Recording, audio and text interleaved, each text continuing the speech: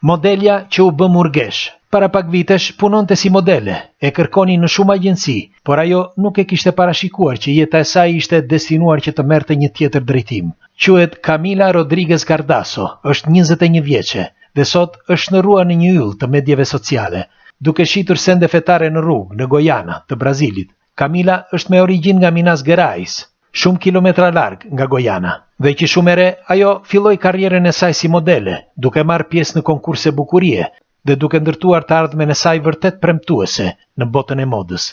Por më vonë zgjodhi që të braktiste gjithçka, profesionin, miqt, familjen, madje edhe emrin e saj, për t'u bashkuar me kongregacionin Sancta de Genitrix. Dhe ashtu si shumë motra të tjera të këtij manastiri, ajo përdor një emër tjetër, pra Motra Eva, dhe vazhdon që të publikoj video në rrjetet sociale për të përhapur mesazhe shpirtërore dhe iniciativa. Në fakt, profili i saj pazakont ka magjepsur shumë njerëz. Njëkohësisht edhe qetësia e saj ka tërhequr akoma më shumë.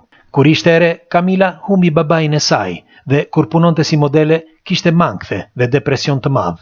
Një ditë pati një vëgim dhe nga ai moment filloi gradualisht që të tërhiqej fort nga rruga e besimit. Pastaj ajo filloi që të lutej e të merrte pjesë në përshërbesa dhe gjatë një lutje ajo u mahnit nga figura e një murgeshe, e cila emetonte një dritë të fortë. Unë e di se çfarë pasha të ditë, shprehet ajo, dhe që atëre kam dëshirë që të kaloj jetën time në mënyrë të shenjtëruar, tregon ajo.